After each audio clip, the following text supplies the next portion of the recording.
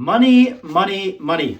We all want it, we all need it, but do you actually understand what money even is? Right? I remember, I think it was during college that I finally started understanding how money really works and what it is.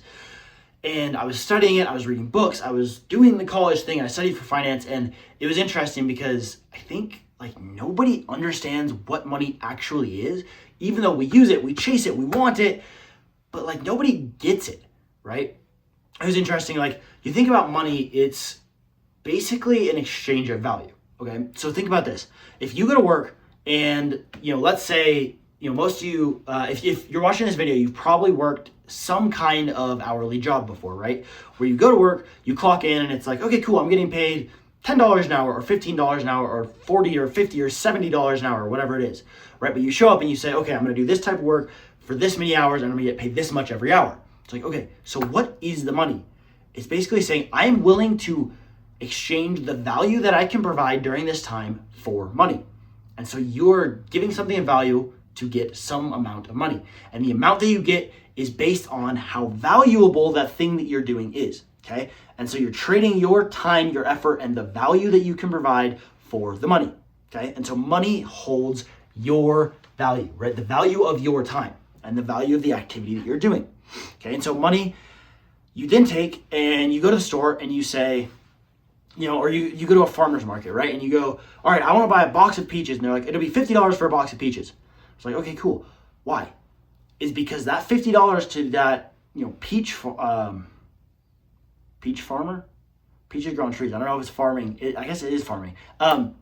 But that peach owner is going to give you the $50 worth of peaches, and it's $50 because they're saying that their time, their expertise, the trees, the water, the fertilizers, all the things that it took to produce those peaches and to bring them to you is valued at a value of $50, right? So it's the $50 is simply a store of value. It's saying, what is the value of the thing here? What is the value of the thing here? And actually, it's really cool because money and being able to exchange money like this allows for specialization, right? So you think if there wasn't money, what would we do? One, you have gold and silver and, precious metals. But even besides for that, let's say there was no exchange or no store of value and you had to exchange your efforts for what you wanted. Be I couldn't go to the person who sells peaches and say, hey, I want to teach you about, investing wouldn't exist because there would be no money, right? But it'd be I couldn't go to the person with peaches and be hey, let me help you with your business by implementing AI into it. Or let me help you learn about the stock market so you can have your money work for you. They would go, yeah, I make peaches. I don't need that. And I'd say, okay, cool. Well, I guess I just don't get peaches.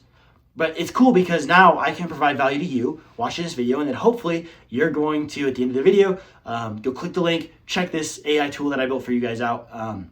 It'll be cool, but then hopefully that's valuable for you. And then later down the line, maybe you'll end up paying me money, maybe not, right? But if you do, then I have given you something of value and you have given me something of value. Then I can take that value and go to the person who produces peaches and say, hey, I want peaches. And they say, okay, cool. You don't do anything that I care about, but because you provide value to someone else and they were willing to pay you for that value, I will, as a, the person who has the peaches will say, yes, give me the money because that's a store of value. So the value doesn't have to come from me. It allows for something that is called specialization, right? So I can become specialized at doing one thing and becoming very, very good at it and helping people with one specific thing that's valuable. Right? And if I can help enough people with one thing, then I can get paid, right? I can make money, and then I can take that money and go give it to somebody else who might not care at all about the thing that I do, but because money stores value in a general sense, then I am able to trade and to barter with them and say, hey, yeah,